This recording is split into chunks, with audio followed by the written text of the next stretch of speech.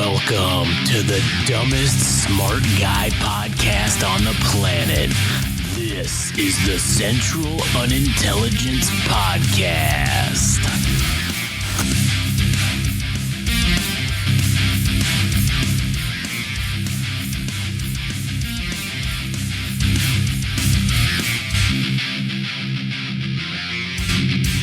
Yes, sir.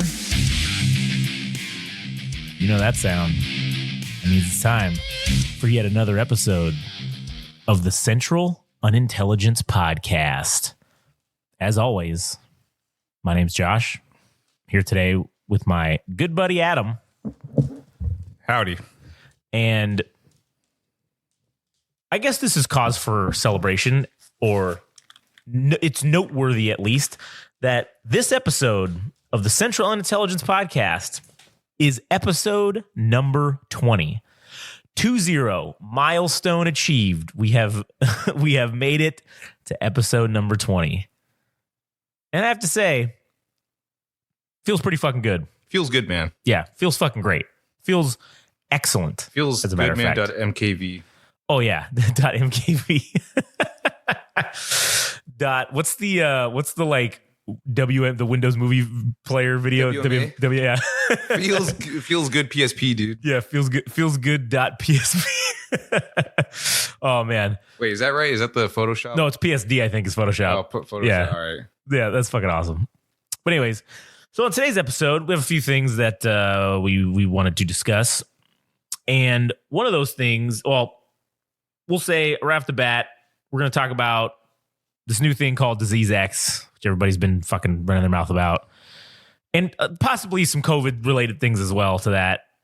We're going to talk about the old boy Houthis out there in Yemen and all the shit they've been doing. And then we're going to talk about an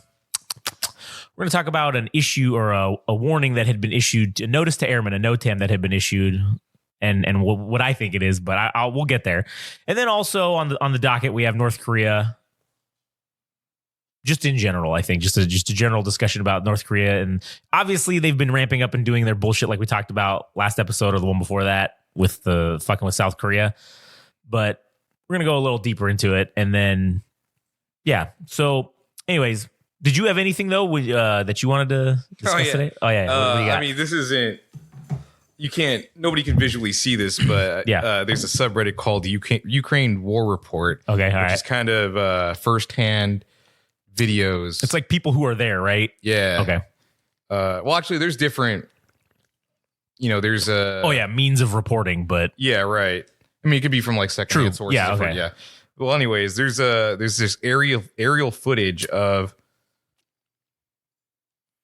I actually don't know if this is the Russian tank or the Ukrainian tank, but there's footage of a T-90M. Is that ours? That's Russian, I believe. The Russians all start with like T something. So okay. Well, anyways, this bitch is getting lit up with artillery rounds, 25 millimeter. I think artillery. Is that what it is? 25 millimeters usually grenades, or they're those grenades that you can shoot out from the gun. I think those are 20 millimeter, but then 25 might be mortars. Mortars? Yeah. All right. Well, anyways, mortars is technically still artillery, I guess, but yeah. Yeah. Those bitches are getting lit up, and I'm like, this is okay. I know this is gonna sound awful, but that shit was sweet, dude. It appeals to the Neanderthal portion of my brain that wants to go unga bunga, and just start flinging leaves and feces, and it's like the monolith in 2001 Space Odyssey when they're all freaking out. You're like, oh God, it's so cool, war. I don't want to say war is cool or anything, but for this instance, I was like, oh, holy shit, that's awesome. Yeah. All right. So generally, artillery ranges from 105 to 155. And then for mortars, it's 60, 80, and 120 millimeter for mortars. Mm-hmm. So it's likely one of those. It's some sort of artillery or some sort of. I don't know. Well, you said it's shit exploding, right? So yeah, I mean, it looks like it, unless they hit a fucking like gas tank and it just fucking lit it up. Yeah. Well, shit. I mean, I would imagine. Oh, I mean, it is Russian equipment, but I would hope that the Russians would at least be smart enough to put the gas tank, an armor around it so that you can't just shoot it and just fucking blow the whole tank up. Hey, man, I mean, as stupid as they may seem, we have what, they're black. Would you say they're Blackhawks or are? Well, I mean, the company, whatever that makes Blackhawk, what is it, Sikorsky? They're technically, I think they're a Russian company. So, I mean, are we just as stupid for having their aircrafts for our shit as well? Because I mean, not that we would know, but I mean, if they had a fail safe or an off switch that they could just turn off at any moment. Oh shit! You know what? What? It's U.S. Lockheed. I think Lockheed owns them now. Oh, so it's now ours. Let me see. Well, because Sikorsky. Well, it says now it's an American company, but yeah, it was established by aviation pioneer Igor Sikorsky in 1923. So this must have turned into an American company at some point, because that dude's definitely. I mean, he's definitely. Wait. Lockheed Martin is, Lockheed Martin does own it. They're the parent company. So, okay. So I guess. Shit, man. I guess it really technically was never actually a Russian company then. I guess I was wrong about that, because the guy came here and started it. He was a Russian immigrant, and he came here and started this company making helicopters. He was a defective. He was a defector from Russia. Yeah, in the 20s. So this would have been pre. No, wait. When was the Russian Revolution? It was right after World War I, right? 1917, I think. Yeah, so... Or 1912? 19 something, yeah. So then this was post-communism then. So this was... he defected during communism, yeah, so... Interesting. So you learn something new every day. Kind of questionable that they stuck with the... Well, I mean, if you're going to make a company and... I don't know, maybe that's the Red Scare talking, but the Sikorsky, the name, the name alone, just the you're name like, alone makes you sounds questionable, man. It does sound questionable, man. But now that Lockheed fucking owns it, it's 100%. It's good to go. So that's good. That's good. So, anyways, okay. So the video shows. Do you have the video queued up? So we could watch it real quick, or I could see it. It's not much. It's like a 3-second video, or what is it? Let's see. It's a 17-second video. Oh, yeah, let me just see it real quick. All right, so it's just the middle of a field. Man, what the fuck? Okay, so that's not artillery. I'm telling you that right there. Yeah. That's likely. I mean, it looks like it's probably something. Jesus Christ! It just fucking explodes. It just annihilates it immediately. It looks like it's fucking a recoilless, one of those recoilless rifles. So it's definitely some kind of anti-tank weapon, because it's firing at a high rate of speed. So it's probably, god damn, yeah, that's cool. It's probably okay. You know how they have the like the APCs have those guns on the top. It's kind of like a turret, and it's just a really small. It's not like a big ass tank cannon, but it's like a smallish kind of cannon. What are you expecting to do with that? Because is it armor piercing rounds into the tank so that you shoot with the passengers or the people inside the tank itself? What are you trying to do with those? Yes. Okay. So usually with the theory on tanks, at least my understanding is when tanks are shooting and they're fighting at each other, they have a couple different options. They have the high explosive rounds, which are designed to just fucking explode on contact. Then they have the high explosive incendiary rounds, which once they're fired, they're hot. So they're trying to burn through or melt through the armor when they explode. So there's that round. Then they have the Sabo rounds, which are essentially, it's a fucking tungsten projectile. It's a straight tungsten projectile that is in a casing that is the size. It's like a fucking giant. It looks like a giant like torpedo. Yeah. And it's those little sticks that ninja use back in the day. It's not a throwing star, but it's like a straight stick, and you can like throw it, and it's like it just stabs them. That's like what it looks like, and it's inside this casing that literally, as it explodes out of the barrel, the casing flies off, and just this fucking, there's no explosive shit on it at all. It's just meant to penetrate armor and fuck shit up on the inside. So yeah, the theory being is you want to punch through the armor and explode the interior contents of the tank, thus killing everyone inside of it. And then essentially disabling the tank. So really, yeah, or you want to try to take out the track so it becomes immobile, and then the guys have to get out and fix it or reattach the treads, and then you can kill them then. Yeah, there's a lot of different options when it comes to tanks if you're fighting tank to tank, which that was probably something, that's probably what that was. That was probably like one of those 20 millimeter or 40 millimeter.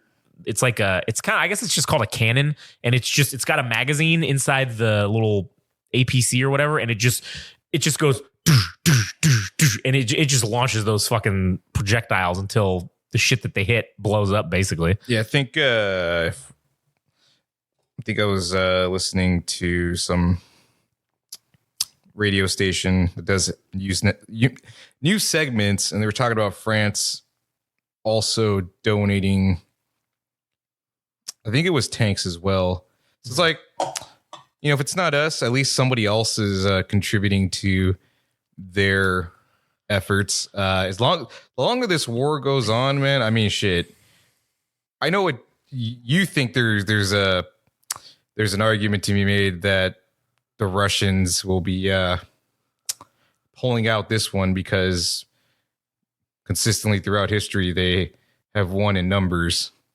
Yeah, and but I also think they're not just fighting one country; they're fighting pretty much every NATO nation and funneling through the Ukraine. Well, they're fighting every NATO nation's equipment. Yeah. Okay.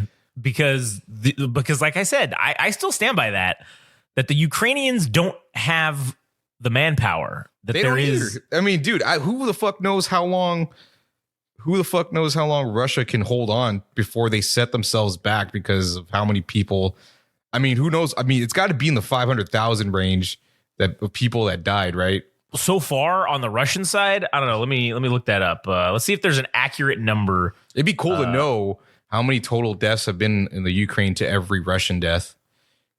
Yeah, 2024. I bet you $10 it's like 4-1. You're probably right. Okay, so report card. This is okay. Ukraine. There's no way these fucking numbers are right. The Ukraine says that since February 24th, 2022. Since? Oh, no, wait. Hold on. That's the wrong one. Russia has. Okay, so let's just do this. Is like a report card of the whole war. This will be interesting. So since February 24th, 2022, Russia has taken 25,000 square miles, which is 11% of the Ukraine. Okay, that's how much land they have taken. That's contested or uncontested land? That's they have taken it. They have changed in control. They seized it. Yes, that's what they have taken. Okay. And the line of that 25,000 square miles is whatever is contested is the line. Since the August 29th, 2022 Ukrainian counteroffensive, the Ukraine has taken back 6,000 miles of that.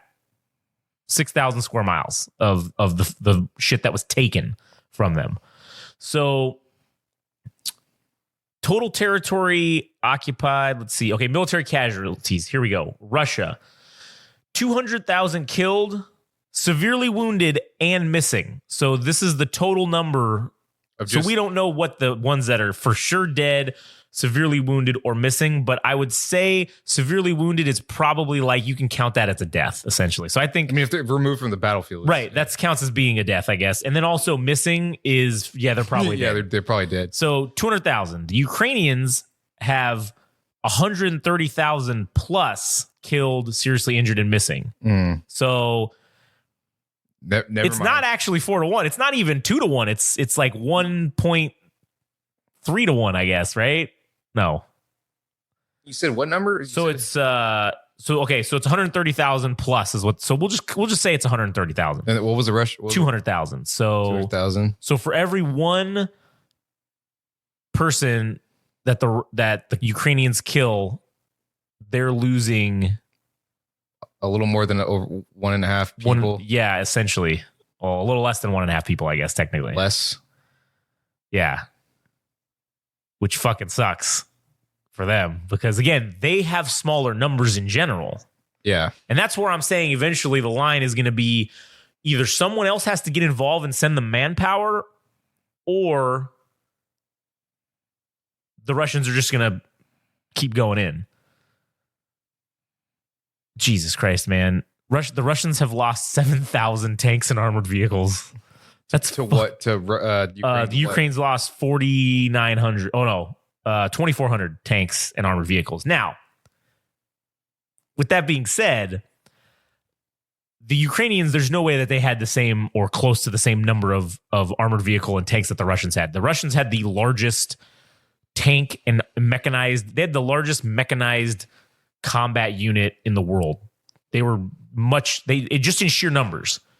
Not in terms of quality, obviously. No, the quality, but just in sheer numbers, the Russians had the number one most mechanized vehicles, meaning tanks and APCs and that kind of shit, right? So I don't know. It'd be more interesting to know what percentage of their forces have been lost, I guess. But that, I guess we won't really know. God, the Ukrainians have lost 25% of their GDP, man. Fuck.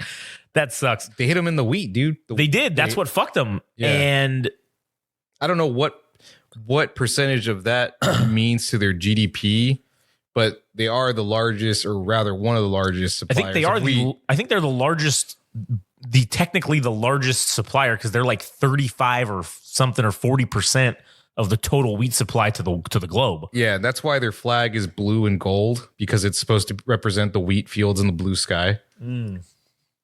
So that makes sense. Yeah, that makes sense. Russians, their GDP has gone up 1.2%. And what's funny, killing is my business. Yeah, exactly. And business is good. The ruble to the US dollar has dropped 9% since the invasion. However, the Ukrainian, I don't know how to say this word, hryvnia, which I'm assuming is, well, that's like their dollar. Their dollar, yeah. It's dropped 20% since the invasion. It makes sense. Jesus. Okay, here's another interesting fucking thing about. So Russia, no significant damage except the Kerch Strait Bridge in terms of infrastructure. Okay, Ukraine, 40% of their electric generating capacity has been destroyed or is currently occupied. Which fucking, not to mention the countless fucking buildings and shit that's been destroyed. None of that's actually in here, but. Yeah, that's fucking crazy, man. As long as their fucking war is in their territory, like if they can't go after Russia, then that's another thing is if you're never actually able to hit the enemy where it counts. Yeah, I mean, it's just going to be a continuous fucking battle, just like with us with Afghanistan and Iraq, right? What did we do? We were fucking halfway across the world. They couldn't do shit to us here, so we're just there fucking them up. And sure. The U.S. has a different war strategy in terms of that as opposed to what the Russians are doing in the Ukraine. Because we didn't just, we did a little bit. We didn't just indiscriminately kill civilians. We did a little bit, but not to the level that the Russians have done it to the Ukrainians for sure. So, they're just destroying infrastructure left and right like nobody's business. We went in there and gave them infrastructure. So the Russians, even though they consider the Ukrainians Russian ethnically, they don't. They're all Slavic. Yeah, right. Well, they consider themselves the same ethnically, so it's like you would think, oh, you don't want to kill your own fucking people, right? That's what's crazy is how do you fucking fight a war against somebody who looks like you? You know what I'm saying? That's like the craziest shit. It's the same way that Mexicans and Central Americans, and South Americans can be distinct from one another. I don't know if they all hate each other, but they consider themselves ethnically different. Like Mexicans don't see themselves on the same level as Peruvians or the only thing that you could vaguely say is that they all started indigenous, and then they had right, and then when the Spanish came and which could be said about the the Slavic people as well, is that maybe they were indigenous to the area, but they all became distinct from one another because they developed their own language and culture and shit. So So I don't know, man. That's fucking crazy. And it's crazy to think that now coming up on February, essentially, this shit's been going on for 2 fucking years. Dude, it actually feels more like a flash in the pan than it has a long drawn out war. Yeah, it doesn't feel like this has been going on for 2 fucking years, which I don't know if that's because of the prevalence of coverage right at the beginning. It was literally everybody was like, this is the end of the world.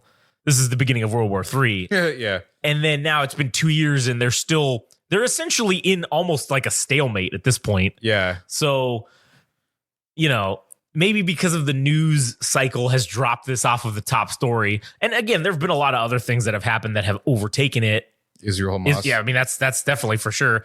But it was already, 18 months in when that happened. So yeah, there's been a lot of cool, I mean, hold on. Let me retract that. Rephrase that. Yeah. Interesting, perhaps? Yes. Maybe it's a better word. That's more neutral to. That's true. In terms of phrasing. Yeah. I mean, that Sikh leader.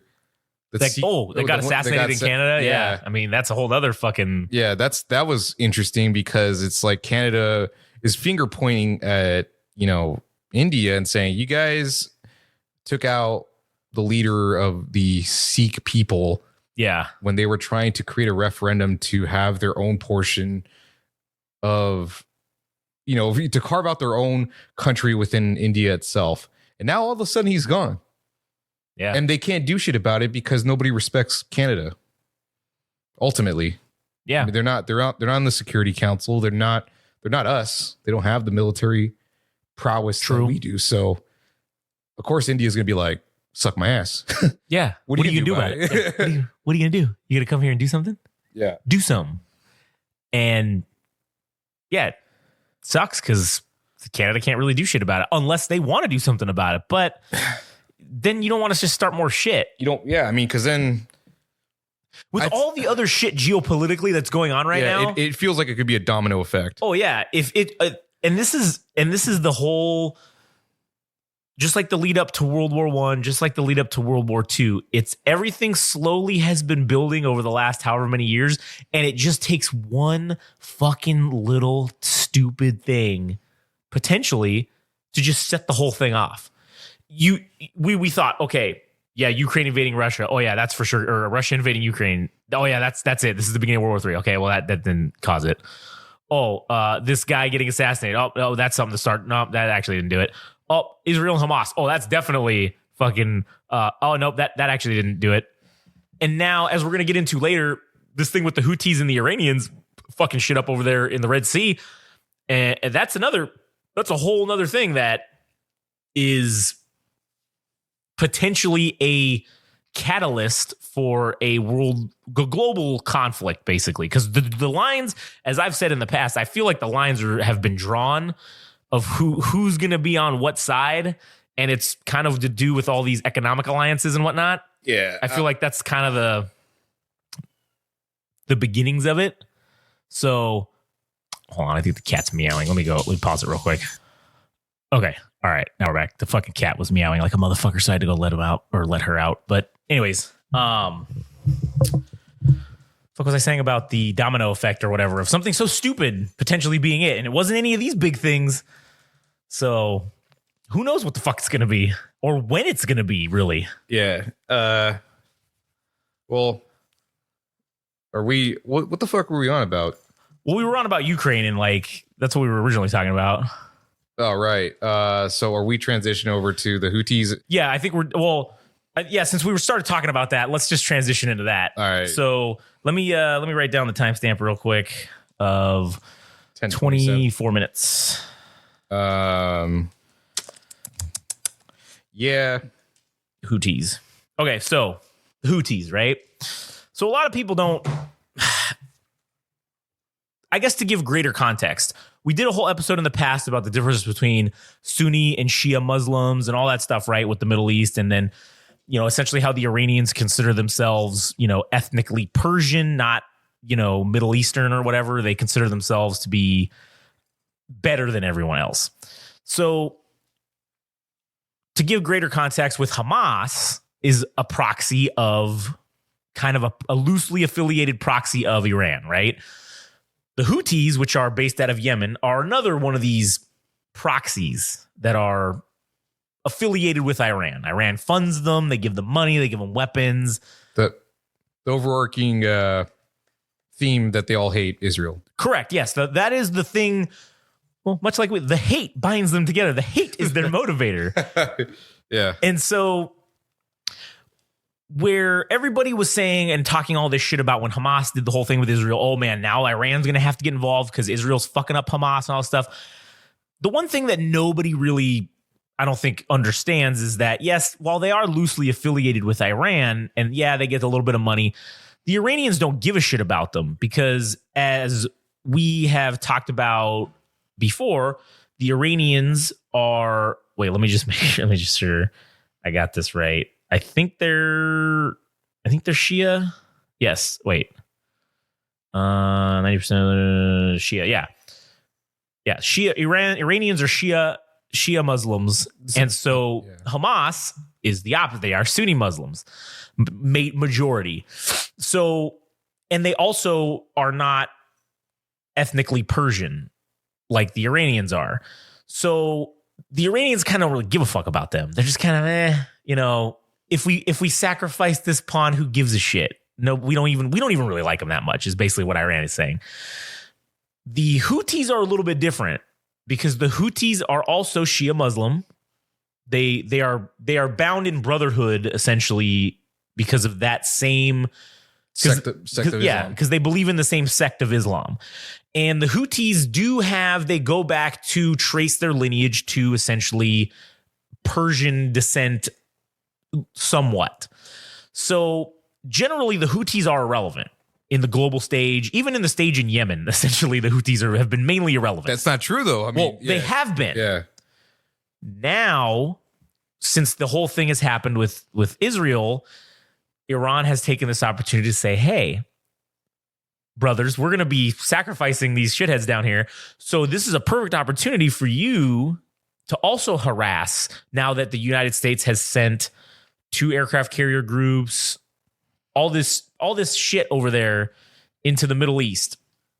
And so the Houthis decided, or they didn't decide, but I'm sure likely at the direction of Iran, that they've been harassing shipping lanes, and they've been attacking with unmanned suicide drones and actual anti-ship missiles the cargo ships that are in the area. They've been attacking them. And so they've actually been successful. They've hit a couple.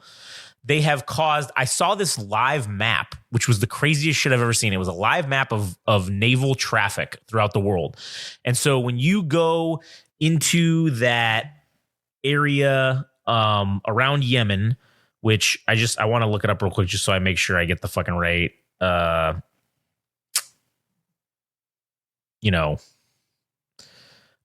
thing on the map. The Red Sea. Okay. So when you get into that area that's around Yemen, and there is the Gulf of Aden or whatever, and all that shit over there, the Strait of Hormuz, which goes through there, which basically connects the Middle East, Africa, and essentially all the shit in Asia to Europe. It's like the connection point to go to Europe. So you don't have to go all the way around fucking Africa. South, yeah.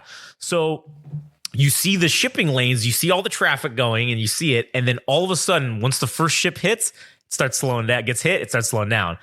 To now, it is very few, if any, that are traveling that route. They have all decided that it's much safer and cheaper to just go down all the way around the Horn of Africa and come all the way back up to essentially travel. I would say it's got to be another fucking like 5,000 or 6,000 nautical miles at least that they're doing extra. Maybe even more than that. It's probably much greater than that. I just don't want to over exaggerate it and make it seem like it's like crazy. But compared to the route that they were going through the Strait of Hormuz, it's fucking way further. You're going to be expending way more fuel, all this other shit. Not to mention the wear and tear on the ships themselves from just traveling in the sea and going this extra fucking way. So everybody has been kind of saying that, all the analysts, I guess you could say, the people that are in the, I don't know, geopolitics analysis realm have been just saying all this shit about, Iran shutting down the Strait of Hormuz and all this stuff. Yes, Iran could do that if they wanted to. I don't personally think they will shut it down because they use the Strait of Hormuz and they wouldn't want to risk us doing shit. So this is their way of doing that, of shutting it down by making it prohibitively more dangerous for anyone to want to send shit through there. So now the Iranians, and they're shipping out, because they ship all their oil and shit to Europe. All the shit that they ship out, that's where they send it through, is the Strait of Hormuz. And none of their ships have been getting harassed, because obviously they're telling the Houthis, hey, these are the ships you're going to fuck with or whatever, or obviously don't fuck with our ships. And then, hey, that'll be good to go. So as of recently, over the last week or so, we, the United States, have started getting pissed off at this. And we really were just kind of just whatever. We were intercepting some missiles. We would intercept some of their bullshit because they weren't targeting us directly. They were targeting ships, but they were cargo ships, and they weren't necessarily American flagged cargo ships. So we're just kind of like, we'll protect you, but we're not going to go on. What's the word I'm looking for? Defensive maneuvers, right? We're not going to go offensive yet. Well, last week, that all changed, because the Houthis decided that they were going to actually launch an anti-ship missile at a U.S. naval ship. So they did. They launched it at it. Obviously, we took care of it before it even fucking got there. And it took like about 2 days, and then we were fucking their shit up. We just went and did an exploratory strike, essentially, of striking their radar site that they have in Yemen, which is where the Houthis operate out of. We strike this radar site, and when you know you're gonna really get fucked up when you get a radar site taken out, because we're not gonna send stealth shit or anything like that, because we wouldn't need to take that out. Which our stealth shit, say what you will, it's great stuff, but we don't necessarily have the same amount of numbers or the I guess you could say the force of the non-stealth fighters and jets and bombers and shit that we have. So you would get a precision strike, and that'd be it. But we took out a radar site, and so they sent all these fucking shit from the aircraft carriers that were over there, and they just started bombing the shit out of fucking spots in Yemen. I saw some videos and shit that kind of came out, and man, everybody was saying, oh no, it was very limited. Even the official release was, it's a very limited, strikes. And I'm like, oh man, we were essentially doing the naval version of carpet bombing them or whatever. We were just fucking blowing the shit out of a bunch of their stuff, taking out villages left and right, like give no fucks given. And I think part of the reason why we can do that and get away with it is because they don't really have the internet there. So it took a guy, like the few videos that you've been able to find, or I've been able to find on the internet, are from a guy who happened to be within safe distance, heard shit, and then started filming it like halfway through, and then left. And then it happened, a week ago. These videos just kind of popped up on the internet like a day or two ago. So it's like, it took this guy to get somewhere that had internet so he could fucking upload the videos online. So we've been essentially continually striking them as they're continuing to target us. So now the escalation is starting to happen with that specific region. And Iran's been talking shit and saying, you guys can't do this. This is bullshit. Such a bitch move, though. No offense. Really is. I mean, I agree. I'm not specifically talking about the Iranian people. It's the government. It's whoever's being the agitators. Because for all we know, I mean, dude, I don't have any problem with any group of people unless they're being problematic in some way. And it's obviously not the general public, because, I mean, you can't just pigeonhole a whole group of people and say, fuck the Iranians because, they're all doing this. It's not true. It could just be one faction, which was, I mean, it's not Hezbollah, because that's Lebanon, right? Yeah. So what's the group for Iran itself? It's the government. So the military force. Okay, so this is where, like, we kind of talked about it a little bit before, but it does get weird with Iran because they're a government, but they're also essentially like the guy who's the supreme leader, the Ayatollah. The Ayatollah, yeah. He's the president of the country, but he's also the Pope. Yeah. So it's like you have a guy who is also the head political guy, but then also the religious leader at the same time. So I do agree with you. Yeah, mostly, I'm sure most Iranians probably don't give a shit, or they're probably not 100% backing it. But that's where you do get a little bit of a different mindset with the populace, because, well, this is the religious leader telling us this, and we believe the religion. So if he's telling us God is saying we need to do this, then shit, we need to support this and we need to do it, right? Yeah. I'm sure that's what probably most average people, the conclusions that they would make if they were told that. So I do think that there in Iran, they probably have more support for this shit than they would in, say, another country, because the religion and the government are all on the same page, yeah. Right? They're all on the same. And then the Iranians have their kind of like their military. It's like their military and their like special forces, I guess. Also, it's the Iranian Revolutionary Guard Corps. They're the ones who do all this shit. We've assassinated some of their guys in with airstrikes and shit like that. Yeah. So that Soleimani guy or whatever, he's one of the guys that's like the big one that we're going to avenge this dude. Yeah. And that was like 3 or 4 years ago. Yeah. And they've said all this shit and haven't done anything yet. But this is the beginning of the retaliation. And this is kind of where I see the whole thing going, because I do think that with what's been happening overall with China and because not to transition subjects, because this is still relevant to the same thing, but you've got the situation with the shipping and Iranian backed forces harassing shipping lanes, right? Then you've got North Korea over on the other side of the oceans over there fucking around and trying to fuck with land and bombarding things and essentially ramping up their military for what seems to be something that I would have to be an invasion of somewhere. And the only logical place would be South Korea.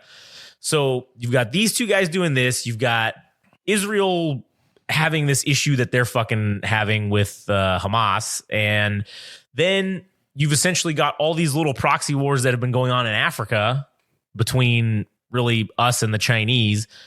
And Chinese? Yeah, the Chinese have been, well, I guess Russians, but technically I feel like it's at the behest of China, because China is very interested in all of the resources that Africa holds. Well, as much as any country. Correct. But China, even though it's got a very large surface area, it's somewhat poor in natural resources. Or I guess comparative to the land size, it doesn't have the level of natural resources that you would think something like that would have of this size. So they want it. They want that shit. They want all the fucking resources. So yeah, I think that they've really been backing, and they've been going in and saying, hey, we'll build you some of this shit. We'll build you some infrastructure, and let's have the mining rights to your area.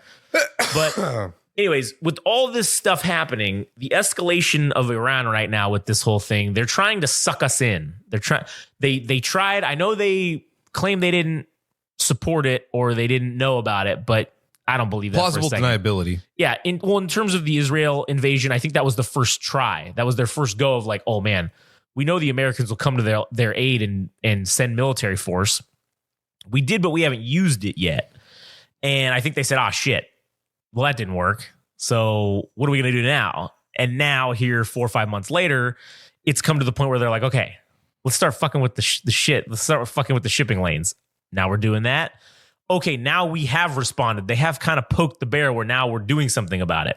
So the next logical step is for them to suck us in deeper into some sort of conflict, whether it be with the Houthis or whether it be with who knows. I don't think the Houthis, we would wipe them out in a fucking weekend. Yeah, if but we really wanted to. It's low stakes. It is. It's low stakes for them. Or what's the more there's more upside for them. Yeah, it's low risk, high reward. Yeah, because it's just a small group. If they attack that group, it's instant wipeout. Oh yeah. But it doesn't cost Iran anything. Yeah, it doesn't cost anybody. Well, it doesn't cost Iran anything, but they also have plausible deniability. And for them, it's like if the U.S. I think the larger play is to goad the U.S. into attacking Iran, and then for Iran to turn around and say, hey, we never actually attacked you. Why are you guys coming after us for a war? Yeah. We didn't do anything. Because that's... And then it just kind of sets the international state. Like, you know what? They're kind of right. Like they didn't, but you can't ignore the fact that they've been supplying them with weaponry for, the Houthi group to attack us. Like you can't you can't deny that either. So, I mean, they're essentially asking for it. Right, they Fuck are. around and find out. Yeah, exactly. And I think that's the motto I think we've had this whole time is just, if you fuck around, you're going to find out eventually. We only have so much tolerance for this horse shit. And where I think this fits into the larger scheme is, again, it's this death by 1,000 cuts. That's what's happening. We're having these little tiny things happen, and it's starting to bleed us dry. Ukraine bleeding us dry. Israel bleeding us dry. Now this shit in the Houthis, another resource heavy thing that's going to start bleeding us dry. If North Korea decides they're going to fuck around with South Korea, okay, that's going to be another thing that we're going to start bleeding us dry. And then eventually, if you have enough small cuts, then the one final killing blow will be fucking easy, I guess. It's death by 1,000 cuts. Is what I think. Where they fit. That's how that fits into the broader scheme or whatever. So yeah, but how does that relate to North Korea? Because what are they doing that's so? All right, cool. We'll transition into North Korea then, I guess, right now. So with North Korea, was this 41 minutes? So with North Korea, they've been, as we talked about before, they've been harassing little islands and contested and quote unquote disputed areas. They've been not bombing it, but launching artillery. They've been ramping up their military exercises, their ballistic missile testing, and they've also been, what I found out today was they've actually been selling missiles to Russia, and Russia's been using them in the Ukraine. So I think that Kim Jong-un, right? Yes. Yeah, okay. I get them fucking confused. So I think he has become emboldened because he's been talking a lot of shit lately too, in saying how South Korea is basically horse shit and he's gonna not capitalize. How did he phrase it? He's going to realize the dreams of his father and reunify the Korea. That sounds awesome, but on the wrong side. Correct. On the wrong side. Yes, absolutely. That does sound great. We should reunify Korea, but with democracy being the one that reunifies it, not communism. So I think he's become emboldened as of late, and I think that because they're very good friends with China, and I think China's been filling their head with nonsense and saying, "Oh yeah, you could take them. You could take fucking South Korea, but bro, don't even fucking trip, man. You got this. Look how many guys you got, man."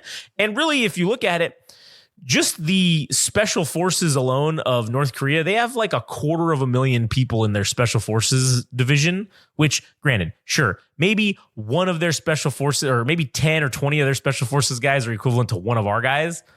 But if you have 1 million dudes invade South Korea at the same time, fuck, what's anybody gonna do about it? Nothing, unless you use nukes. That's the only way you're gonna defend South Korea, which partially is why I think they built the demilitarized zone in the first place, is so that if North Korea decided to invade again, we could just nuke that area because it's already cleared out. There's no civilians living there. There's nothing there. How big is the radius? I feel like it's 10 miles or something to that effect, but that's it? Like it's 10 miles in the distance. Maybe it's more. Let's do DMZ dimensions. Okay, so it's so it's 250 kilometers. Oh, fuck that. It's 160 miles long, but it's only 2.5 miles wide. But there's a large swath of it that if they were going to use to invade, we could just nuke it and there's no civilians on the south. Because I think the way that South Korea is set up, a lot of their cities are not within a certain radius of the border between North Korea, like the DMZ or whatever. There are exceptions to that, obviously, where there's crossing points and all that shit. But for the most part, I think they try to keep shit away from there. And that's, like I said, very well could be the reason why is, well, if you drop a couple tactical nukes on the DMZ when the North Koreans are invading, well, you're going to pretty much just kill North Koreans and yeah, you're going to irradiate the area, but you're probably not going to really lose a whole shit ton of civilians in terms of South Korean civilians. So I think that's why they created that to begin with, was to give, because 2.5 miles is not that fucking far in a sense of giving them time to react. Because if you see them just all of a sudden show up on the border with a shit ton of tanks, well, fuck, man. How long does it take to drive fucking 2.5 miles? I mean, shit, if you're going fucking 60 miles an hour, or let's just say 40 miles an hour, that's what? Essentially like 4 minutes, or something like that, 3 or 4 minutes. So that's not a buffer, but you could launch nuclear missiles in that time if you saw them on the border, and shit, you could have impact within 4 minutes, depending on if you launched them from a submarine that was, say, off the coast. You could easily do that. So this shit can't be that good, dude. I think the only reason you're using them is because it's functional. It's like, all right, well, I mean, it's not like North Korea. I mean, we hear all this shit about them building nuclear missiles. Dude, it's been like fucking 30, 40 years of shit talking. Where are they, man? Where are the missiles, bitch? Yeah, it's like George Bush, dude, in Iraq. It's like, where are the goddamn missiles, dude? Yeah, where's the WMDs? The WMDs, dude. So I'm not sure when, or I mean, really, I don't have any idea if anything's actually going to happen, right? But I would venture to say again, where this fits into the scheme of the death by 1,000 cuts. And when you have Taiwan just elected a new president, right? So that's in the area. And obviously that really pissed off China. And they've basically just been talking shit this whole time. So we know China wants to take back Taiwan. What a great way to distract the American military if North Korea pulls some shit and tries to maybe conduct a land invasion of South Korea again. Because that would tie us the fuck up for sure. There would be no question about it. That would tie us the fuck up. And if we were tied the fuck up, we ain't going to probably be able to fuck with Taiwan. We're just going to have to bomb it so they don't get the factories. That's basically what's probably going to happen. So it sucks, but that's the reality of where we're at. And obviously, even here with our own problems that we're having here in the US, just with ourselves, is fucking causing issues, right? With all, we got a presidential election coming up, which is very dividing, I guess you could say, amongst the populace. So we're already divided enough, and shit, man, we got our own problems to deal with. We can't be playing world police anymore, really, which kind of sucks, because now this is the time for our enemies to start taking over and doing shit and taking things that they want, that we've essentially deterred them from doing because they didn't want to fuck around and find out. But Plan Z is always the nukes, dude. Oh yeah, of course. That's always the plan. It's always Plan Z. That's always the end all be all. I don't really care, dude. Nukes. At this point, just launch the nukes. Nuke the Middle East. I don't give a fuck. At this point, I don't care. I know that's very what's the word to say? Careless. Another word, a fancy word for careless. Okay, so is uncompassionate a word? Incompassionate? Incompassionate? I don't know what the right. Now we gotta look up words. Fuck, man. Goddamn. Well, do you have a word of the day? I'm gonna have to save that. I'm gonna have to do that in the in between of while we're talking. So I'm gonna have to think about one. But it's not a very compassionate thing to say. We can say there we go. But I agree with you, kind of. Just fuck. Who cares now? Just get rid of it. Just get it over with. Let's just get it over with. The Middle East shit, dude. I'm tired of hearing people. Man, this is so heartless to say, but I'm over it, man. I'm done with free Palestine, all that shit. Because if you really cared, you'd be over there and fucking handing doing the Red Cross shit, handing out food and all that stuff. But you get to sit back here in the U.S. in your fucking lazy boy recliner, eating your $13 Chipotle fucking dinner. It's like $19 now, isn't it? Whatever the fuck it is. I don't know what it is. Pricey. Yeah, it's not cheap. But you want to play armchair fucking good guy. Armchair general, yeah. Armchair good guy and say free Palestine, dude. I don't want to hear it, man. I don't want to hear it. You can pick it all you want. You could fucking go and do all these protests in, City Hall at Los Angeles. Doesn't do any good. Correct. Does nothing. It does nothing but piss everybody else off. And I also equally don't give a shit about Israel, dude. We have no vested interest other than, hey, we can plant some nukes here, or, we need these guys because we technically don't have an ally in the Middle East. So it's like Israel is the only company that we have that is that we can rely on. And I don't give a fuck, dude. Honestly, don't give a fuck. I really think the only reason we ever really started protecting Israel or what have you, is because they got nukes and we don't want them to fall into the wrong hand. So, because if Israel falls, well, I mean, if Israel falls, they're going to just nuke everybody. Well, they're just going to nuke everybody. That's their Samson option is they're just going to nuke everyone. Yeah, I mean, and we're not even technically we shouldn't even be responsible. It's like the UK was the one that fucked this whole thing up. Yeah. I agree that they should be the ones holding the bag on this. And I think the only reason that we've carried it on is because of the Christian fanaticism that we need to protect the Israelites in order for Armageddon to happen or some bullshit. Yeah, you're probably right. Whatever the doomsday scenario is in their head, that this is the end all be all of all wars. Like, man, all these fucking religions are death cults, dude. Fuck all of them. Yeah, that's a very good point. I do agree with you on that. Speaking of nukes and death cults. Well, maybe not death cults, but maybe death cults. There's another thing. That was all I had to say about that issue. But there's another thing that got that. Actually, let me retract my statement. Okay, go ahead. I don't think there's anything wrong with having faith, but when it becomes something that escalates to this point where everybody's at each other's throats, that is when it's problematic, dude. You can believe whatever you want. Yeah. But leave everybody else alone as well. You don't have to fucking you don't have to go door to door trying to sell your religion to somebody else. You could build the army for the end times. Yeah. I do agree with that. And I think everybody should be able to just believe whatever the fuck they want to believe as long as it's not affecting anyone else, right? So as long as you aren't coming to my door telling me I should believe your horseshit story, then I'm fine with it. Do whatever you want. Keep it in your own shit. But don't come to me telling me that I'm wrong and I need to believe your shit. That's when we have a problem.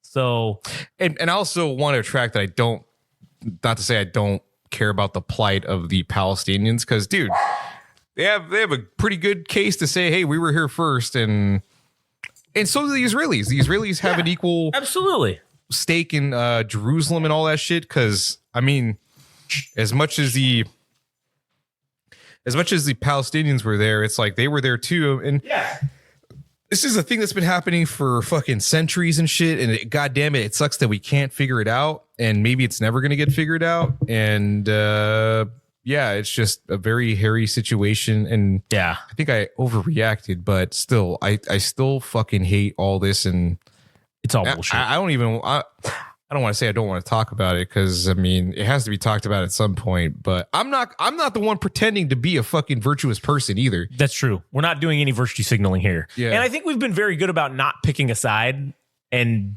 talking about, when we do talk about this, we talk about it in a very neutral way. I mean, obviously we support the American side more than anything else. I mean, that's pretty obvious, but I'm just saying, industrial complex. Yeah, fuck yeah, baby. Hell yeah. Lockheed Martin, number fucking one. Yeah. Raytheon, also number fucking one, man. Dude. Yeah. I love that shit. Sikorsky, also number one. As we learned. Fucking A. That's the only team I pick. Hell yeah. That's the only team that matters. So, but on the other shit, I think we've been giving it a fair shake in the sense of, you're not sitting here listening to us say, oh, this side is the one that's right, and it's fucked up that they're doing this and that. And sure, maybe it is, but we're at least analyzing it objectively without having picked a side. Oh, you know what's also fucked about all this, dude? Again, this is something that we've already talked about. Yeah. But, yes, the Palestinians that are displaced, that have basically nowhere to go because every surrounding border not taking anybody.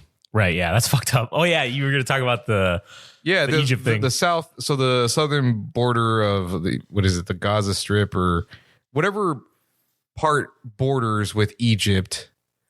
There's I don't even know what the footage of this wall is, but let's say it's like 20 or 30 feet. Right.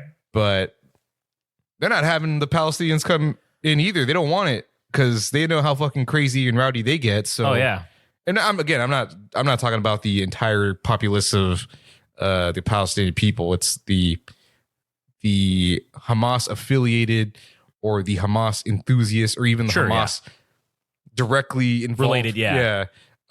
It's those people, and they're just not letting anybody in. So it's like, They're essentially boxed into it's like shooting fish in a barrel, dude. They're kind of fucked. I mean, the people that are just there and have to deal with that shit. I mean, it's not fair to them either. No, it's definitely not. And it also sucks that the Egyptians have been like, oh man, we don't want none part of this. Fucking sorry, you guys are just all gonna have to die, I guess, because you can't come in here. I mean, I do think that border wall or whatever they put up, it is pretty advanced. However, I do think with the right amount of ingenuity and maybe the right people from a certain location, could really go over there and help them. I think a Mexican could. I think we should send some Mexicans over there. Yeah. To go ahead and teach those Palestinians how to fucking defeat the wall, because they're excellent. That's like they're excellent at it. They are like the Olympic fucking version of wall defeating, I guess. Or whatever. If wall defeating was an Olympic event, oh yeah, they'd be the gold every time. Yeah, I mean it's caves. It's oh man, perfect. Man, shit. You got to get a trebuchet involved a trebuchet. Point. Oh fuck yeah, man! Hey, we still do. Still do need to build the CUP/Game Rage trebuchet. Fucking device. Yeah, and I will probably go to jail for it, but it's worth it. See, Mexicans are crafty, dude. We know we poke holes at the wall, and they're like, "Oh, this is the weak point. Let's attack it. Yeah, let's do it. We could just saw it off or some bullshit, and then we find a way in, or maybe you climb over it with our expertise and our equipment. We could save the Palestinian people. True. Yeah. At the right price. Exactly. Because you know what? Ain't nothing for free nowadays. Yeah. All right. You got to pay for this shit. You want to live, you got to pay. I don't know what the equivalent of a coyote is in, of Palestine. In Palestine, but it'd probably be like a jackal or something. Yeah. A fucking hyena. Oh man, imagine what their payday would be. Is like if they were like, man. Yeah, you hit them up and. Well, but you know what sucks though is the people that live there probably don't have any money. So, and obviously now they don't have anything worth value because it's all blown up. So. It's okay. I think we can make an arrangement. Yeah. I think I know how, because as you know, a person that knows of Mexican history, the tacos al pastor was not invented by us. It was brought over from Lebanon. Oh yeah. It was a shepherd. The meat, the way they prepared the meat, we just assimilated that into our culture. So maybe we'll just have the Palestinians become Mexican citizens and we'll assimilate their food and make it. Or turn it up to 11. So it'll be an even exchange in that way. That's true. That'd be legit. All the Palestinian refugees coming to Mexico to fucking assimilate into the culture. Yeah, Mexico A-OK. Yeah, A-OK. Number 2, U.S. number 1, but Mexico number 2. Yeah. Clearly in the lead. Anyways, all right. So, this was the next thing I was going to get into is that thing with the NOTAM, right? It's called a NOTAM.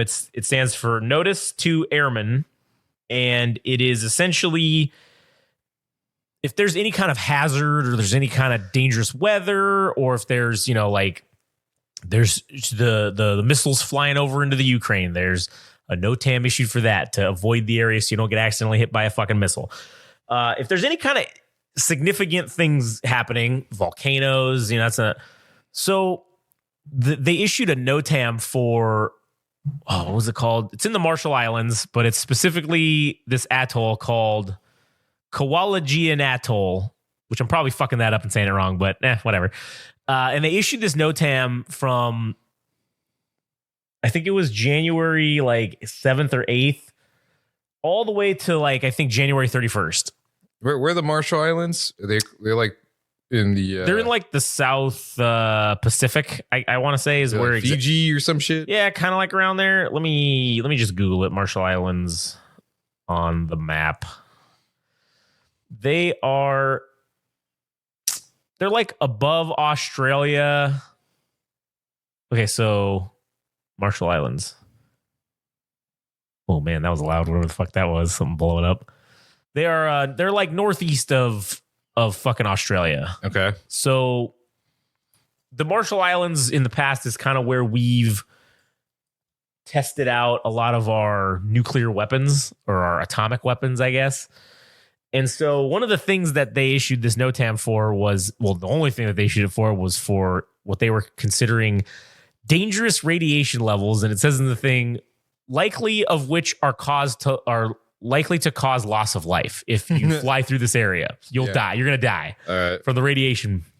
So to me, the only thing that could mean is that we're back, baby. We're fucking testing nuclear weapons again, and we're fucking doing them out in the open and telling everybody to get fucked. Because, I mean, shit, I know there's probably going to be nobody out there on a boat with a satellite phone and, you know, a video camera, like videoing that shit. But man, that would be so cool if we could see that live stream, fucking somebody out there when they're doing an actual like nuclear weapons test. That'd be pretty dope. I don't think that's going to happen. And this could also just be a bluff by us. This could just be us throwing that out there. It alerts everybody. And then people start to think, well, why would there be a radiation hazard in the place that, oh, they used to test they used to test nuclear bombs there. Oh, shit. They're probably testing nuclear bombs again. Because that's what I immediately thought of. That's the only thing that it could be. Or as you said, you know, Godzilla is finally emerging, you know. I mean, it's close enough to China that I think it'd be worrisome. They're like, what the fuck are they doing? Yeah. So who knows what we're doing or who knows what's actually really happening. But it is interesting to note in this time of strife throughout the world, now we're all of a sudden testing nuclear or likely testing nuclear weapons again.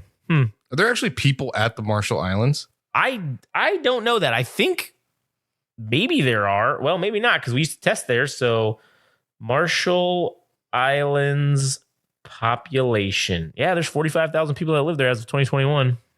Is that in that area? Can a U.S. citizen move there? Are the people in the Marshall Islands U.S. citizens? No. There are 3 countries that are sometimes referred to as the freely associated states. Those citizens are non-immigrants, blah, blah, blah, blah. So Micronesia, wait. Oh, no. Okay. So it's Palau. Wait, immigration status of citizens of the Marshall Islands, Palau, and the Republic of Micronesia. So these 3 states are freely associated states. They are non-immigrants when admitted under the terms of these nations' respective compacts of free association with the U.S., but they are not citizens or nationals of the United States. You know what sucks for them? What's that?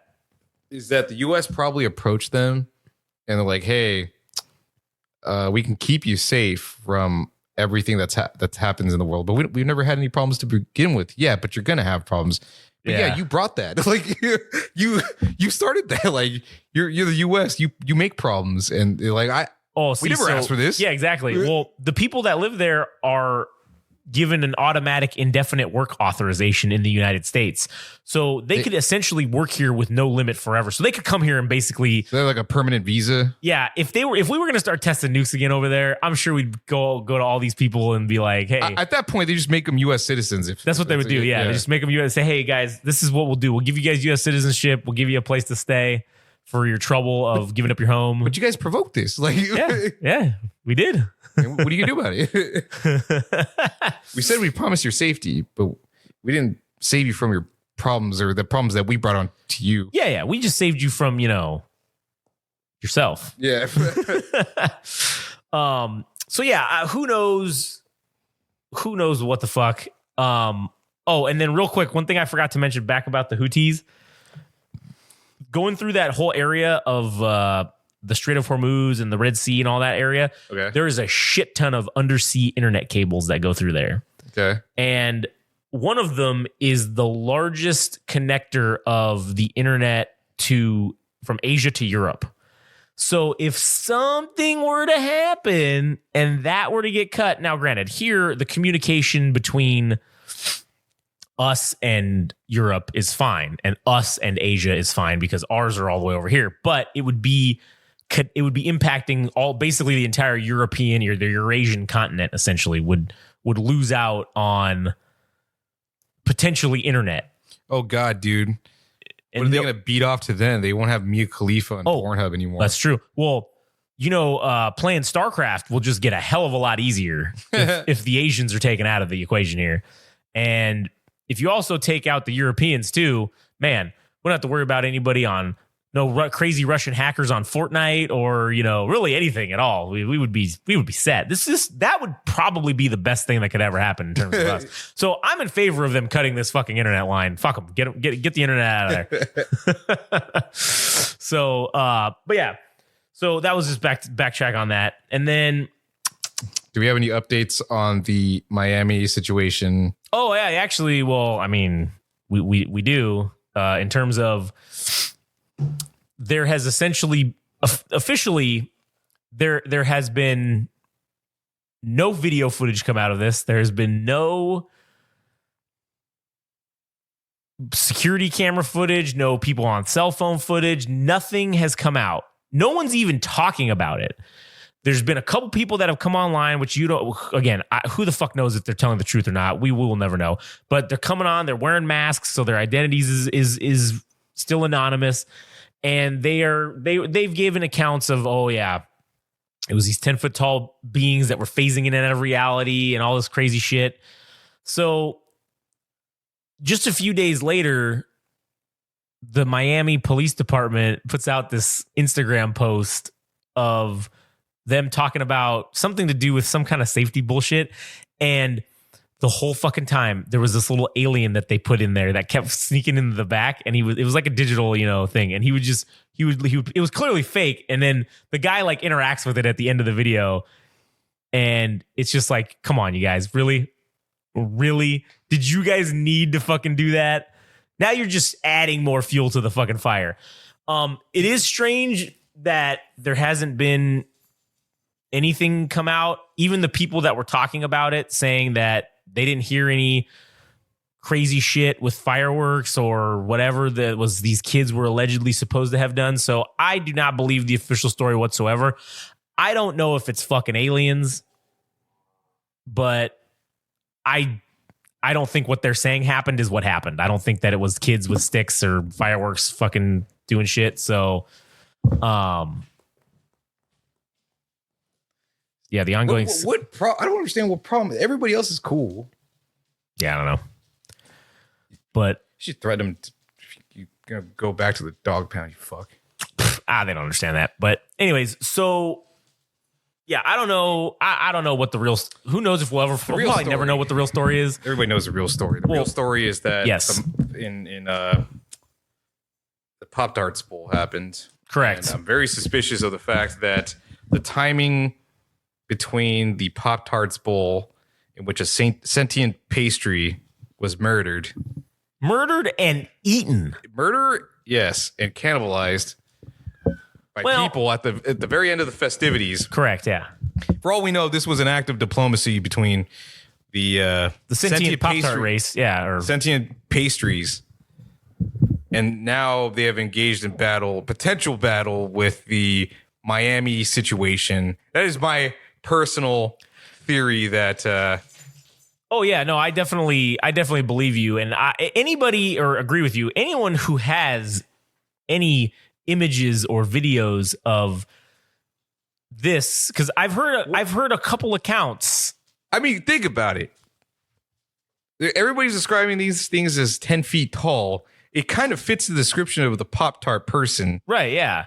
Phasing in and out of reality. I mean, that's definitely something that Pop-Tarts generally do. I mean, they go between the states, all the states, they're solids, they're liquids, they're plasma, they're fucking air or whatever. So they go through all the states of matter. So it wouldn't be out of the realm of possibility for a fucking sentient pastry to have figured out interdimensional travel. I just think this has turned into an intergalactic diplomacy situation that has gone awry. And as a result of that, we had the Miami police situation. So right. I have my R-Truther helmet. True. Tinfoil hat. Patented R-Truther tinfoil hat on. To spin this theory, and we will follow up on this development. Absolutely, and hopefully we will get someone to send us something that we can maybe validate this theory with. So, anyways, all right. Well, I mean, you got anything else to talk about? No, I have a feeling that the next episode is going to be about the Obama movie. Yeah, I think that's probably what's going to end up happening. You could save it for, I mean. Well, either way, because, I do want to do a deep dive on that. So I'm thinking that's probably what it's going to be. The next episode's going to be, because I also had some shit about that Disease X to talk about. But, I mean, we've already hit an hour 10, so we're good. We don't need to keep pushing. So that could be a subtopic for another episode. So, yeah. So anyways, I guess that's pretty much the end here. So the virus thing, what is it? What is it called? Disease X is what they're calling X. it. All right, and then a great name, dude. That's gonna be. Yeah, it is. Yeah, I have a feeling that's gonna turn into a punk band's name. Oh, Disease X. Yeah, Disease X, because you know, something with an X. Yeah, that just sounds fucking extreme and hardcore. Disease X, dude. So we got that, and we got the Obama movie Left Behind, or whatever the fuck it's called. Disease X with their new album Eternal Lockdown. Eternal Lockdown, dude. That's too perfect. That might actually end up being something. I think that is going to be something that we're going to fucking do. That's great. Oh, and anyways, so stay tuned for that episode coming up in a week or two, and also, if you could be so kind as to support, if you want to show us your support, go on and listen to Millennial Frog's new album, Based in Space Pilled. It's out now on everything fucking that has music on it. Spotify, iTunes, Apple Music, like 35 or 40 other ones that I don't remember off the top of my head because they're very irrelevant. Deezer. But it's, well, not Deezer, but yeah. Well, no, it's on Deezer. It's on Deezer as an album, and it's also on Deezer as a podcast. So even if you fucking don't have Apple Music or Spotify, you don't have any of these fucking services, right? I know you got one service because you're listening to us on it. And even if that service is listening to it on our website, guess what? The whole album's on the website as a podcast. So you can literally listen to it that way. True story. So however you want, just go to your little Google machine or your little fucking whatever you listen to shit on and type in Millennial Frog. And you can listen to the second album, Based in Space Pilled, and also go back and listen to the first album, Comfy Tunes for the End Times. Excellent. They're both excellent. I think Millennial Frog is a great new artist that's come out, and he is our first signed artist, and we just want you to help support us by supporting him. So please, I didn't plug this at the beginning of the episode so you guys could get straight into it and hear it, but now it's at the end, so fuck, it's appropriate because we're ending. So do us the favor, go there and listen to it. You don't have to pay for it. It's free. It's fucking free. We had him put this out for free because you people need to listen to it. Yeah, I've never seen Josh and Millennial Frog in the same room. Yeah, we've been in the same room before. Yeah, it's happened. It's happened a couple times, I think. I was just on the phone with him the other day, talking to him. So I got my R-Truth tinfoil hat on, dude. Oh, you son of a bitch. Anyways, all right. Well, this is the end of the episode. So thanks for listening. Stay tuned for the new next episode. And also go listen to all of other shit, GameRageMagazine.com. Fucking listen to Millennial Frog. Be a good time.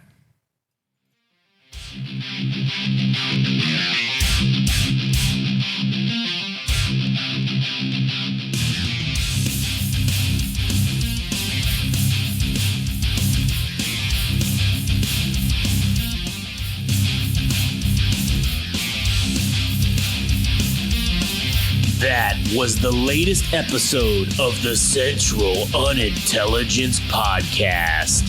Don't forget, subscribe and like on Instagram and TikTok at Game Rage Magazine. We're also on Twitter /X at Game Rage Mag. Also our website, www.GameRageMagazine.com.